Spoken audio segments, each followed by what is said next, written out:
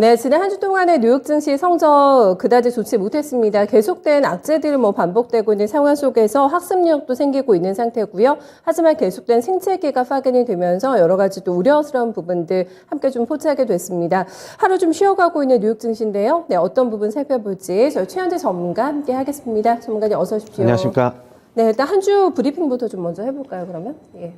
일단 금요일장은 굿프라이데이로 휴장했는데요. 지금 여러 가지 좀 뉴스들이 좀 있는데, 하나하나 좀 살펴보도록 하겠습니다. 지금 레리 서머스 전 미국 전 재무장관은 미국 경제의 침체 가능성이 2년 내 매우 크다라고 지금 얘기를 하고 있는데요. 연준이 지금 인플레를 잡기 위해서 노력을 계속 할 것이기 때문에 경기 침체 가능성이 아주 높다라고 지금 얘기를 하고 있습니다. 향후 2년 내 미국 경제 침체 가능성을 절반 이상으로 지금 보고 있고요. 3분의 2 이상 가능성도 심각하다라고 지금 얘기하고 있는데요. 상당하다라고 얘기를 하고 있는데 실업률이 지금 의미 있게 상승할 때까지 인플레이션이 2%로 돌아가지 않을 것이다 라고 얘기를 하고 있고요. 과거 인플레이션이 4%를 넘고 실업률이 5% 이하로 아래로 내려갔을 때 2년 뒤 경기 침체가 꼭 왔다라고 지금 얘기를 하고 있습니다. 그 다음에 CNBC 매드머니 진행자 짐 크레이머는 중고차 가격 하락은 지금 인플레이션의 진정되고 있다는 지표다라고 지금 얘기를 하고 있는데요. 3월 중고차 가격 하락이 지금 조금 진정되고 있어가지고 긍정적이다 이렇게 얘기를 하고 있는데요. 3.8% 중고차 가격이 하락을 했는데 경제에 좋은 징조다라고 얘기를 하고 있고 에너지 식품 가격을 제외한 원자재 가격이 0.4% 내리는 등 최근 물가 상승 주범이었던 일부 섹터에서 상승세가 둔화되었습니다. 지금 골드만삭스와 지금 제프리스 같은 경우는 3월을 인플레이션 정점으로 바라봤고요. 그 다음에 채권왕 건들락도 3월 피크아웃을 얘기를 하고 있고, 그 다음 무디스 같은 경우에는 연말에 CPI가 5%로 둔화될 것이다라고 지금 얘기를 하고 있습니다. 그 다음에 테슬라 등 기업 실적 발표가 이번 주에 이제 시작이 되는데요. 기대감은 지금 예전만 못합니다. 지금 실적보다는 역시 가이던스가 더 중요하지 않나 그렇게 보고 있고요. 실적 발표 앞둔 기업으로는 금융기업, 은행에서는 뱅크 오브 아메리카, 그 다음에 기술기업으로는 테슬라, 넷플릭스 등이 있겠고요. P&G, 그 다음에 존슨앤존슨도 지금 실적 발표 앞두고 있고, 그 다음에 항공주가 지금 델타항공이 좋은 가이던스를 저번 주에 제시하면서 저번 주에 큰 폭의 상승을 기록했는데 항공주들 좀 유심히 좀 지켜봐야 될 것으로 보고 있습니다. 유나이티드 항공과 아메리칸 에어라인도 이번 주에 실적 발표 앞두고 있고요. 그 다음에 반도체 장비 업체인 램리서치, ASML도 실적 발표 앞두고 있는데 램리서치하고 ASML은 지금 컨센서스가 지금 괜찮게 나오는 것으로 지금 보고 있습니다. 지금 월가에서는 기업 실적이 1분기 순이익이 지금 약 6% 정도밖에 증가할 것이다라고 지금 얘기를 하고 있는데요. 지금 기업별로 실적이 크게 엇갈릴 전망으로 지금 보고 있고요. 좀 차별화될 것으로 좀 보고 있습니다. 그 다음에 공격적인 긴축 우려에 10년 만기 국채 금리가 이번 주에 좀 3% 돌파 여부를 좀 주목해 봐야 되는데 지금 공격적인 긴축 우려가 시장에 계속적으로 부담을 줄 경우에는 10년 만기 국채 금리가 추가 상승으로 이어질 수 있다 이렇게 정리해 드리겠습니다. 알겠습니다. 마이너스 3%를 이번 주에 국채금리가 돌파할까 이것도 관심사라고 하고요. 네, 많은 기업들의 실적을 내놓게 되고 파월 회장도 멘트를 하게 됩니다. 이런 부분 여러 가지 굵직한 이벤트들이 앞두고 있는 구간 속에서 금요일장을 뉴욕 증시가 쉬어갔습니다. 가장 귀에 많이 들어오는 게 인플레 고점론이 확산되고 있다는 점이네요, 전문가님. 피크아웃은 맞는 것 같은데요. 네. 그게 이제 급격히 떨어지기는 저는 개인적으로 봤을 때는 힘들다. 월가에서도 지금 그렇게 얘기를 하고 있고, 네. 우리나라에서도 하는 총재가, 주말에 얘기를 했는데, 우리나라 같은 경우에도 결국에는 장기간 계속될 것이다. 물가 상승이 일부 좀 꺾인 것으로는 보고 있으나, 네. 급격하게 드라마틱하게 하락은 좀 힘들 것으로 그렇게 보고 있습니다. 네.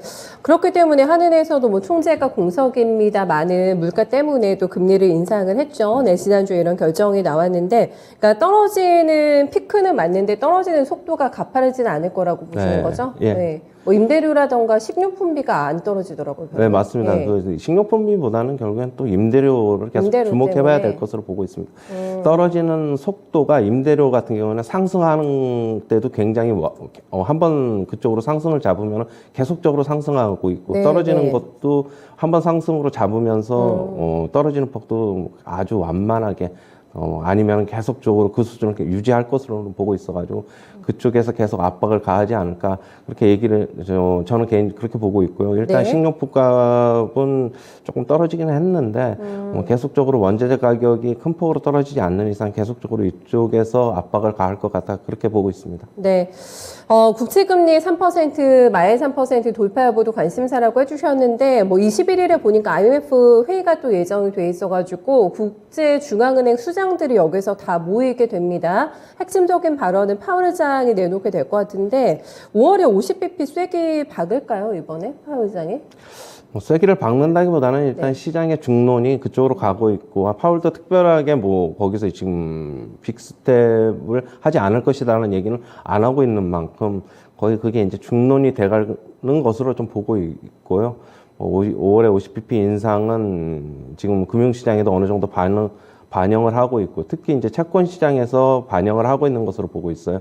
아까도 얘기했듯이 10년 만기 국채 금리가 3%를 지금 이번 주에 좀 돌파 여부를 제가 좀 주목해 보자고 했는데 한 번에 빅스텝이 만약에 한다고 하면은 연말에 지금 이 정도 금리가 10년 만기 국채 금리가 이 정도 되는 것은 뭐 타당하다라고 저는 개인적으로 보고 있습니다. 왜냐하면 장기인물에 대해 프리미엄을 주기 때문에 저는 그렇게 보고 있거든요. 네, 알겠습니다. 어닝 시즌에 대해서도 예전만 못할 것 같다라는 멘트를 여러 번 해주셨는데 기대치가 높지 않은 게 오히려 득이 될까요? 이번 주 분위기 어떻게 잡을 거라고 네, 보세요? 컨센서스 자체는 크게 내려오지를 않고 있어요. 그렇다고 보면은 어느 정도 그냥 부합되게 나오더라도 결국에는 지금은 전체적인 뭐 매크로적인 영향을 먼저 봐야 될 것이다 그렇게 보고 있고요.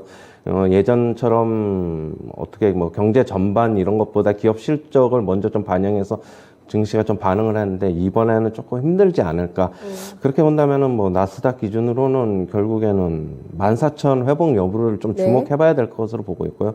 14,000이 회복되더라도 14,200 이상은 좀 가기 힘들지 않을까. 좀 그렇게 보고 있습니다. 지금 뭐 기술 기업들 테슬라, 넷플릭스 발표를 앞두고 있는데 넷플릭스 같은 경우에는 특히 좀 암울하게 좀 전망이 좀 나오고 있고요. 넷플이요? 네, 뭐 지금 러시아 우크라이나 사태 영향 때문으로 좀 보고 있습니다. 그쪽에서 가입자 증가 수가 뭐 원활하지 않기 때문에 전체적인 뭐 글로벌적으로 좀 봐야 될 것으로 보고 있고 뱅크 오브 아메리카 실적 발표 앞두고 있는데 저번 주에 JP 모건이 안 좋은 실적을 발표했죠. 네. 안 좋은 실적 발표했는데 결국에는 러시아 우크라이나 사태가 실적에 좀 영향을 3분의 1 정도 영향을 준 것으로 보고 있고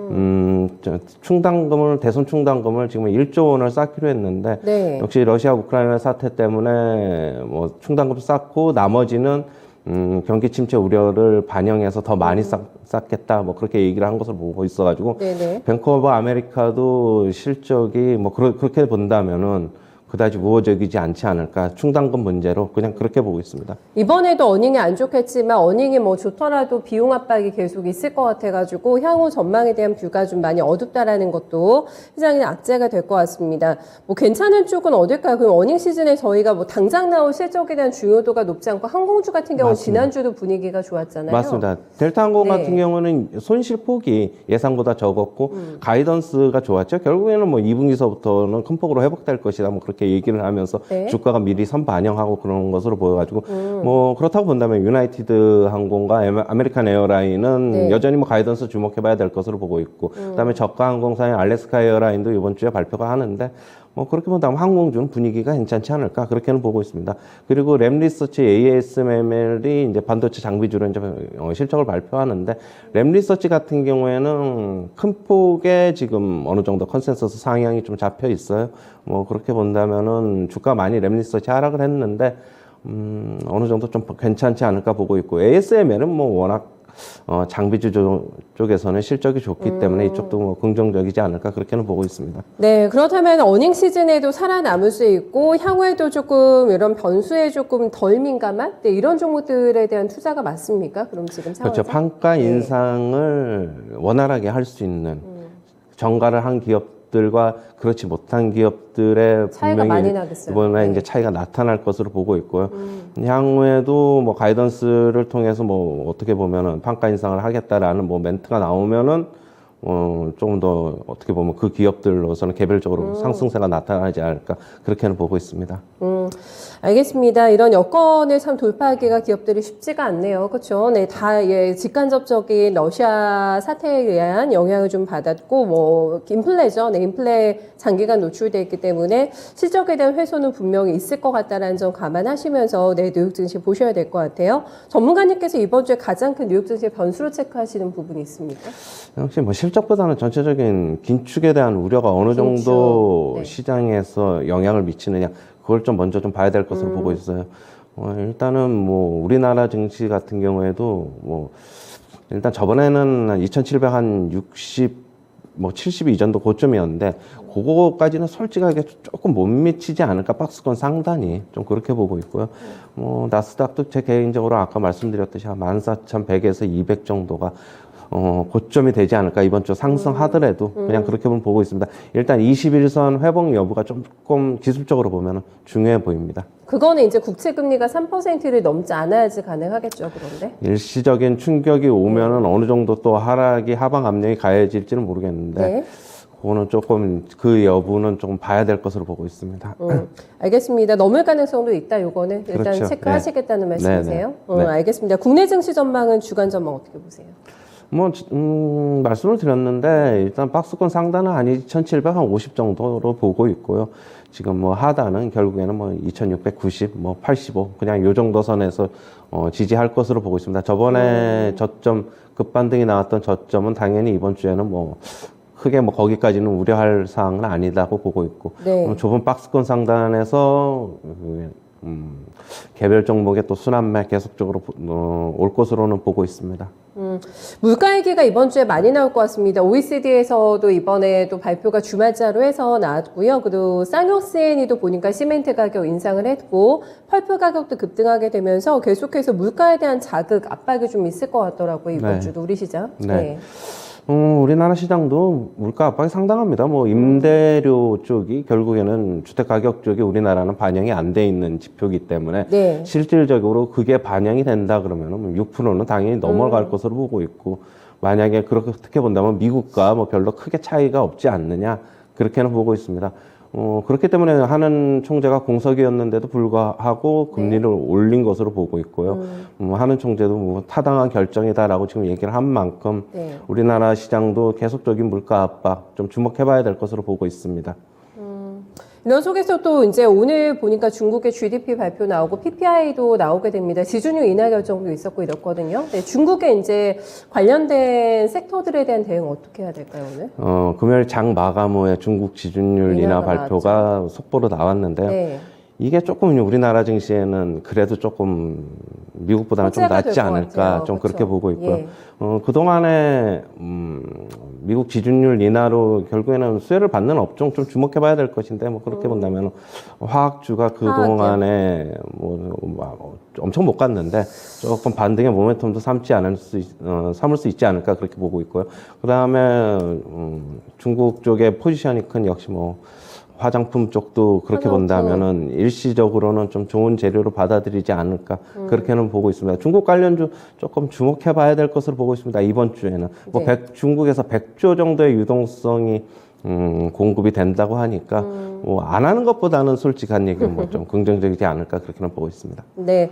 화학이 근데 1분기 섹터 뷰가 안 좋죠, 지금. 안 좋죠. 너무 안 좋죠. 네, 실적에 대해서. 안 네. 좋은데 일단은 뭐 주가에는 어느 정도 반영돼 있는 것이라고 보고 있고 향후에 좀 미래에 대한 기대를 반영을 하면은 네네. 조금 뭐 그래도 괜찮지 않을까는 보고 있습니다. 하지만 너무 큰 기대는 갖지 말자. 그런 좀 그렇게는 말씀드리겠습니다. 알겠습니다. 그래도 일단은 실적에 충분히 녹아져 있다고 하네요. 네, 1분기 실적이 안 좋을 것 같긴 한데 그보다는 이제 당주한 유동성 공급하는 어떤 중국 쪽의 호재에 반응하게 될지 화장품과 그다음에 화학 쪽 섹터 좀 구분해서 보시면 될 것 같고 개별주 장세 예상을 해주셨거든요. 네, 이번 주는 그럼 어떤 쪽으로 조금 따라가서 대응을 해야 되는지 어렵죠? 개별주 장세가 정말 대응하기가요? 개별주 장세에 대응하기 굉장히 어려운데 네. 지금 조선주는 저번 주에 엄청나게 올랐어요. 조선기자재 쪽에 좋았어요. 뭐 예. 엄청나게 올랐는데 네. 이번 주는 그렇다고 본다면은 어느 정도 상승폭은 조금 뭐 제한되지 않을까 그렇게 보고 있고요. 다른 쪽에서 순환매가 좀 나와야 되는데 뭐 화장품주 같은 경우는 조금 아모레퍼시픽 같은 경우에 뭐 중국 쪽에 포지션이 있어가지고 저번 주에도 조금 움직임이 괜찮았는데 조금 더 상승할 수도 있지 않을까 그렇게 보고 있고 화학주가 조금 모멘텀을 받으면은 전체적으로 뭐 어떻게 뭐 지수에도 좀 긍정적인 영향을 미치지 않을까는 그렇게 보고 있는데 네. 지금 뭐 역시 리오프닝 관련주 계속적으로 좀 봐야 될 것으로 보고 있고요. 뭐 항공주 같은 경우에 이번 주에도 미국 시장 어느 정도 영향 받을 수 있을 것으로 보고 있고 그 다음에 우리가 이제 유통 관련주 뭐 이제 완전히 사회적 거리두기 해제로 인해서 뭐 결국에 뭐 편의점 관련주도 좀 봐야 될 것으로 보고 있고 그다음에 주류 관련주 네. 특히 좀 유심히 좀 봐야 될 것으로 보고 있습니다. 화이트 진로 롯데칠성 같은 경우에는 주류 매출이 벌써 좀 어느 정도 긍정적인 신호들이 좀 나오고 있는 만큼 향후에는 뭐 큰 폭으로 회복될 것이어서 계속적으로 뭐 실적 잘 받쳐줄 수 있는 뭐 앞으로의 향후 전망이 괜찮은 기업들 위주로 조금 선별적으로 대응해야 되지 않을까 그렇게 네. 보고 있습니다. 안 그래도 사실 이번 주부터 회식 일정 많이 잡혔다고 제 주변에서 얘기가 들리던데 뭐 어닝 시즌의 리오프닝 관련주는 충분히 이번 주에 모멘텀 받을 수 있을 것 같죠? 그렇죠? 이번 주 특히 오늘부터 풀리기 때문에 거리두기가 그렇죠. 그런데 반응이 이제 있을까요? 네. 자꾸 언론에서 너무 많이 얘기를 하니까 노출이 돼서? 이게 그런데 뭐 올라가는 건 또 결국에는 전체적인 시장 상황에서 뭐 아주 뭐 그것만 유독 강하지는 힘들지 않을까 좀 네. 그렇게는 보고 있습니다. 알겠습니다. 챙겨 듣겠습니다. 네, 전문가님 말씀 고맙습니다. 네, 감사합니다. 네, 조선주의 바통을 과연 이번 주에는 누가 이어받게 될까요? 계속된 순환 매장세가 돌고 있는 구간에서 중국에서 유동성을 공급한다? 네, 이 부분을 호재로 인식할 수 있는 섹터들 잘 보셔야 될 것 같습니다.